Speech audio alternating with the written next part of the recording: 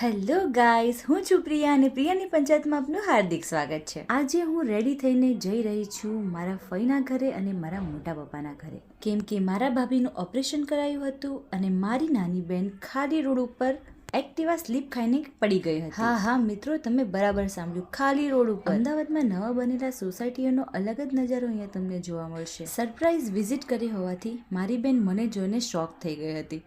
તમે જોઈ શકો છો હમણાં કે તેના રિએક્શન કેવાથી આપી રહી છે. ઘરમાં એન્ટ્રી લીધા પછી આપણે શાંતિથી સોફા પર બેસી ગયા છીએ અને તારક મહેતા ઉલ્ટા ચશ્મા જોઈ રહ્યા છીએ. સીધું સૂતા તો મને આવડતું નથી, તો ઘડીક વાર આરામ કર્યા બાદ આપણે હવે જમવા બેસી ગયા છીએ. ઇન્ટરનેશનલ ચોકલેટ જોઈને તો મારા મોઢામાં પાણી જ આવી ગયું હતું. ચોકલેટ એકદમ ટેસ્ટી હતી અને આવી ભર ગરમીમાં ઠંડી ઠંડી પેપ્સી ખાવાની તો મજા જ કંઈક અલગ છે. ત્યારબાદ હું નીકળી પડી છું મારા ફઈના ઘરે જવા માટે. સરપ્રાઈઝ વિઝિટમાં મને એ ખબર નથી કે મારા ફઈ બપોર વચ્ચે ઘઉં સાફ કરવા બેઠા હશે, તો 4-5 થાળી મેં પણ કરાવી દીધા. સો હોપ ગાઈઝ તમને મારો આ વિડીયો પસંદ આવ્યો હશે. તો હવે આપણે મળીશું મારા નેક્સ્ટ વ્લોગમાં.